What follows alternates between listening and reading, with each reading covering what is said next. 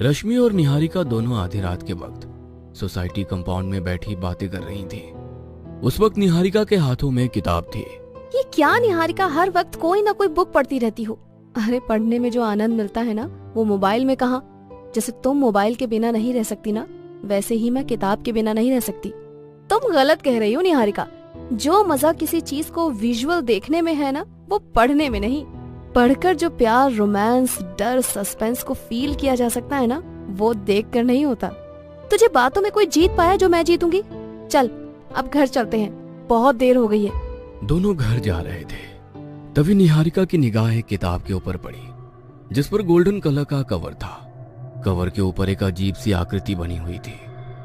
निहारिका उस किताब को उठाने के लिए झुकी ही थी कि रश्मि ने उसे रोक लिया। तू भी यार, क्या अब रास्ते में से ही किताबें उठाने लगेगी क्या? घर चल।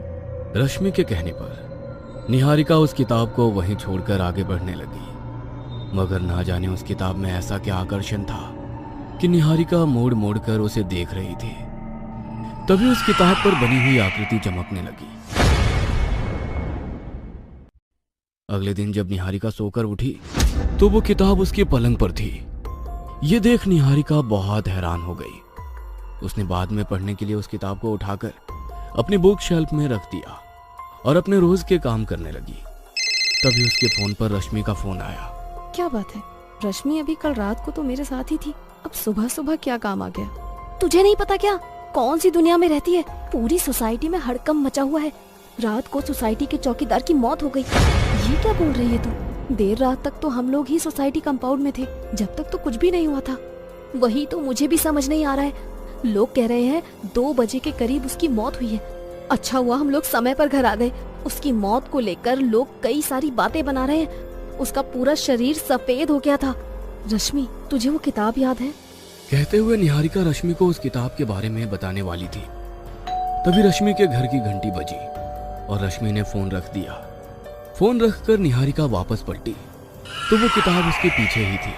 अरे, इस किताब को तो मैंने बुक शेल्फ में रखा था, यहाँ पर कैसे आ गई? वो किताब को उठाकर देखने लगी तो उसके अक्षरों में हलचल हो रही थी। निहारिका को ये बहुत ही अजीब लगा। वो सम्मोहित हो उस किताब को पढ़ने लगी। उस किताब के काले अक्षर अब धीरे धीरे लाल हो रहे थे और देखते ही देखते निहारिका का शरीर सफेद और निस्तेज हो गया। शाम को जब निहारिका का पति घर लौटा तो बहुत देर तक घंटी बजाने पर भी निहारिका ने दरवाजा नहीं खोला। अरे, ये निहारिका को क्या हो गया? लगता है कहीं गई होगी। सोचते हुए उसने अपनी चाबी से दरवाजा खोला तो सामने निहारिका की लाश पड़ी हुई थी। निहारिका, ये क्या हो गया तुम्हें? किसने तुम्हारा यह हाल कर दिया? उसकी चीख सुनकर सोसाइटी के कुछ लोग इकट्ठे हो गए। सभी आपस में बातें करने लगे। हमारी सोसाइटी को बने हुए 10 साल हो गए हैं, मगर आज तक कभी ऐसा नहीं हुआ। मगर पिछले 24 घंटे में ना जाने किसकी नजर लग गई है हमारी सोसाइटी को।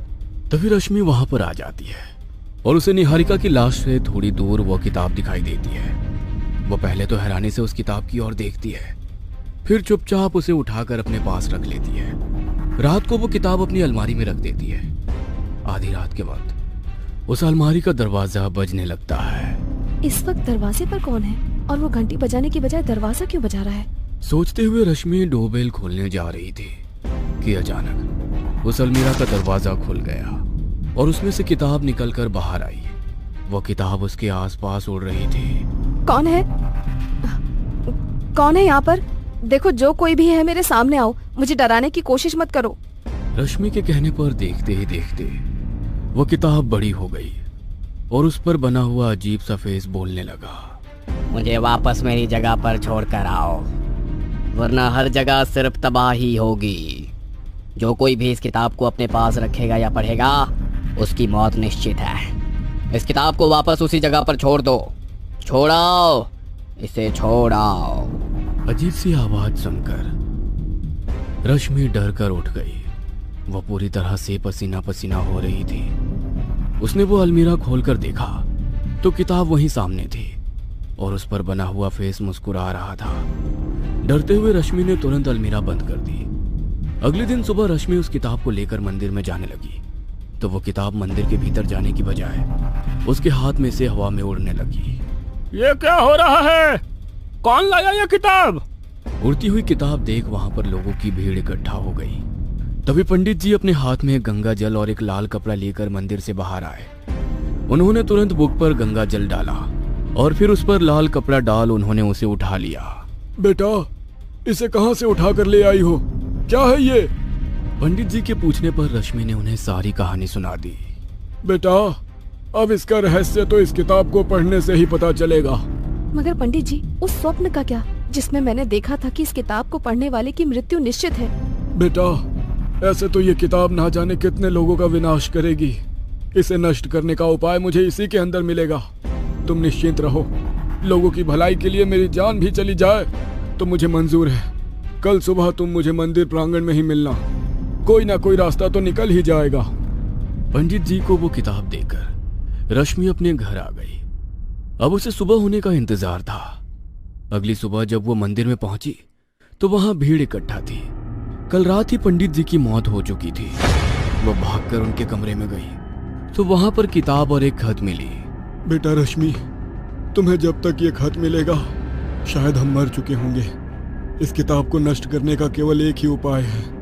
आने वाली पूर्णिमा को 100 साल के बाद धरती, सूर्य, चंद्रमा सभी एक रेखा में होंगे। तब रात के 12 बजे बीच जंगल में एक गड्ढा खोदकर इसे दफना देना और पीछे मुड़कर मत देखना। इस कार्य में बहुत बाधा है। अपना ध्यान रखना। तब तक इस किताब को लाल कपड़े से बांध कर रखना। पंडित जी के कहे अनुसार रश्मि उस किताब को संभाल कर रखती है और फिर पूर्णिमा की रात में वो उस किताब को लेकर जंगल में चली जाती है। पंडित जी के कहे अनुसार वो गड्ढा खोदने लगती है मगर उसके पैर भी जमीन में धंसने लगते हैं। बचाओ, बचाओ, कोई है? हेल्प! भगवान, अब आप ही मेरी रक्षा कर सकते हैं प्रभु। कहते हुए वो ओम नमः शिवाय का जाप करने लगी। ओम नमः शिवाय, ओम नमः शिवाय, ओम नमः शिवाय। मगर फिर भी वो जमीन में धंसती जा रही थी। उसने अपना काम जारी रखा और उस किताब को उस गड्ढे में डाल दिया। जैसे जैसे वो उस किताब पर मिट्टी डाल रही थी वो ऊपर आने लगी। उसने किताब को दफनाकर अपने साथ लाया हुआ पीपल का पौधा उस किताब पर लगा दिया। अब तुम हमेशा के लिए इस धरती के भीतर शांति से रहना।